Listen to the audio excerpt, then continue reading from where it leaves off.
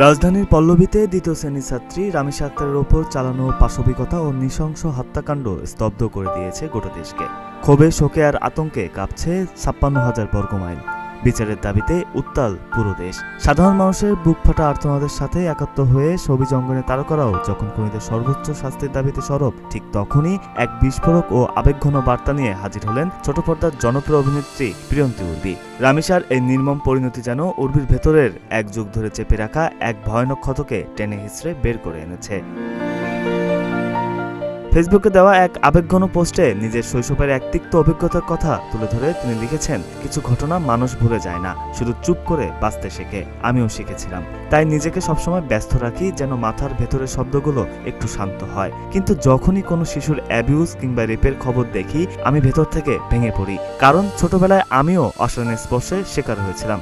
তখন বুঝতাম না ঠিক কি হচ্ছে, শুধু মনে হতো এটা স্বাভাবিক না। আব্বু আম্মু তো কখনো এভাবে ধরেনি।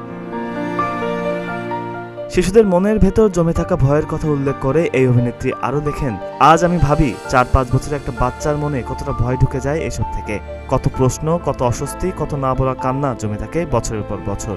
আমি আজও বিশ্বাস করি রেপিস্ট আর অ্যাবিউজদের কঠিন শাস্তি হওয়া উচিত, কারণ তারা শুধু একটা মানুষকে না, একটা শিশুর নিরাপত্তাবোধ, বিশ্বাস এবং শৈশবকে মেরে ফেলে।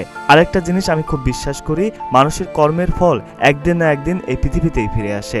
আল্লাহ সব দেখেন। বাবার কথা স্মরণ করে বিষণ্ণ উর্বি লেখার শেষে যোগ করেন, আজ আব্বুকে খুব মিস করছি। শুটিং, কাজ, ব্যস্ততা সবকিছুর মাঝেও মাঝে মাঝে মনে হয় কোথাও হারিয়ে যায় এমন একটা জায়গায় যেখানে কেউ আমাকে চেনে না, হয়তো সেখানে একটু শান্তি পাওয়া যেত। বিনোদন ডেস্ক, গ্রিন টিভি ডিজিটাল।